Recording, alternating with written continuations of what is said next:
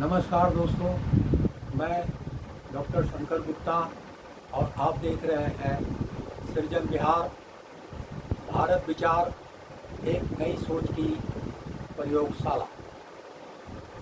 आज का विश्लेषण, क्या महंगी शिक्षा वास्तव में बेहतर शिक्षा की गारंटी है? आज हम इस पर चर्चा करेंगे। आज भारत में एक भ्रम तेजी से फैल रहा है कि जितनी अधिक फीस उतनी अच्छी शिक्षा, लेकिन क्या चरित्र, ईमानदारी, नेतृत्व, संवेदनशीलता और राष्ट्रभक्ति भी पैसों से खरीदी जा सकती है? इतिहास गवाह है कि भारत के अनेक महान वैज्ञानिक, राष्ट्रपति, साहित्यकार और समाज सुधारक साधारण विद्यालयों से ही निकले हैं। उन्होंने अपनी प्रतिभा से दुनिया जीती, न कि स्कूल की फीस से। शिक्षा या प्रतिष्ठा का बाजार। आज कुछ माता पिता बच्चों को स्कूल में कम और स्टेटस सिंबल में अधिक दाखिला दिलाते हैं। बच्चे की क्षमता से पहले स्कूल का ब्रांड देखा जाता है। क्या शिक्षा का उद्देश्य ज्ञान है या सामाजिक प्रतिष्ठा? गांव के बच्चे की सबसे बड़ी हार। शहर का बच्चा आर्टिफिशियल इंटेलिजेंस, रोबोटिक्स और विदेशी भाषाएं सीख रहा है। उधर गांव का बच्चा आज भी गणित के शिक्षक और विज्ञान की प्रयोगशाला का इंतजार कर रहा है। क्या दोनों बच्चे भविष्य में समान प्रतियोगिताएं कर पाएंगे? सरकारी स्कूलों का पुनर्जागरण क्यों? सरकारी स्कूलों का पुनर्जागरण क्यों नहीं? यदि सरकार एक सरकारी विद्यालय को भी विश्व स्तरीय बना दे तो लाखों गरीब परिवारों की तकदीर बदल सकती है। फिनलैंड, सिंगापुर और जापान जैसे देशों में सरकारी विद्यालयों की गुणवत्ता इतनी अच्छी है कि अधिकांश लोग वहीं पढ़ना पसंद करते हैं। भारत की असली पूंजी, भारत की सबसे बड़ी संपत्ति सोना, हीरा या उद्योग नहीं है।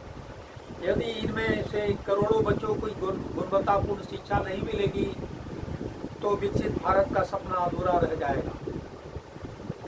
अंत में एक सवाल, यदि कल डॉक्टर एपीजे अब्दुल कलाम का जन्म किसी गरीब परिवार में हो और उनके माता पिता 18 लाख रुपए सालाना फीस न दे सके तो क्या देश एक और कलाम को खो देगा? यही प्रश्न भारत को स्वयं से पूछना चाहिए।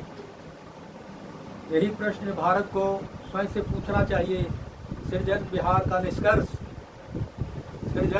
का निष्कर्ष, शिक्षा जितनी महंगी होगी समाज उतना ही वर्गों में बटेगा। लेकिन यदि गुणवत्तापूर्ण शिक्षा सबके लिए सुलभ होगी तो भारत केवल विकसित नहीं बल्कि न्यायपूर्ण राष्ट्र बनेगा। मित्रों, गरीब के लिए शिक्षा खर्च नहीं, जीवन बदलने का अंतिम अवसर है। अमीर परिवार के लिए शिक्षा अनेक विकल्पों में से एक हो सकती है, लेकिन गरीब परिवार के लिए शिक्षा अक्सर पीढ़ियों की गरीबी तोड़ने का सबसे बड़ा साधन होती है।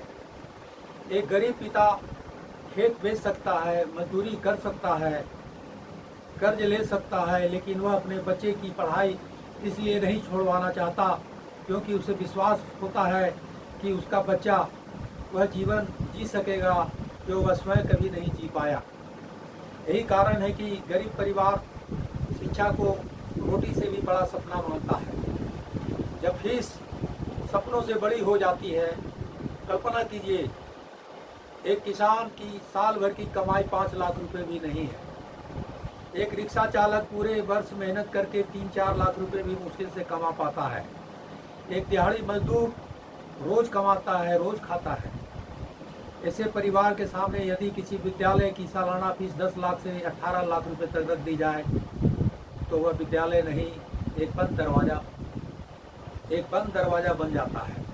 सवाल यह नहीं कि फीस कितनी है, सवाल यह है कि क्या उस दरवाजे तक पहुंचने का अधिकार हर बच्चे को है? गरीबी प्रतिभा की दुश्मन नहीं, अवसरों की कमी है। भारत के गांवों और झुंगियों में ऐसी अनगिनत प्रतिभाएं हैं जो सही अवसर मिलने पर दुनिया बदल सकती है। लेकिन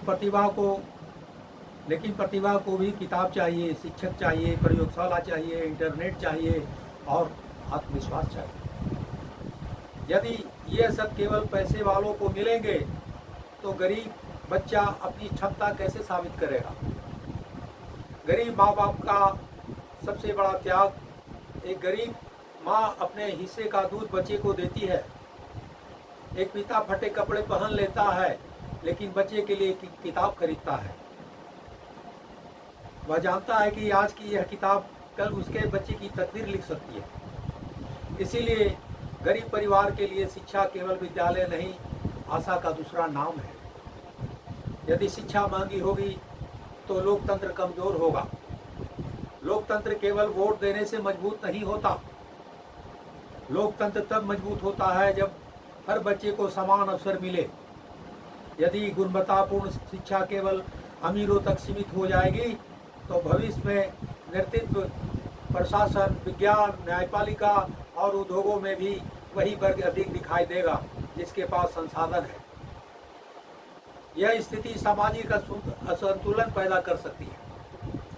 सबसे बड़ा प्रश्न सरकार से है कि सरकारों को केवल यह नहीं पूछना चाहिए कि कितने स्कूल खुले, उन्हें यह भी पूछना चाहिए कि कितने गरीब बच्चों ने पढ़ाई बीच में छोड़ी, कितने बच्चे फीस के कारण उच्च शिक्षा तक नहीं पहुंच पाए, कितने मेधावी बच्चे केवल आर्थिक अभाव में पीछे रह गए।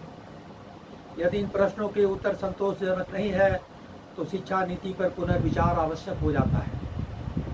सृजन बिहार का विचार किसी राष्ट्र की असली परीक्षा इस बात से नहीं होती कि उसके सबसे अमीर बच्चे कहाँ पढ़ते हैं, बल्कि इस बात से होती है कि उसके सबसे गरीब बच्चे कितनी अच्छी शिक्षा प्राप्त कर पाते हैं।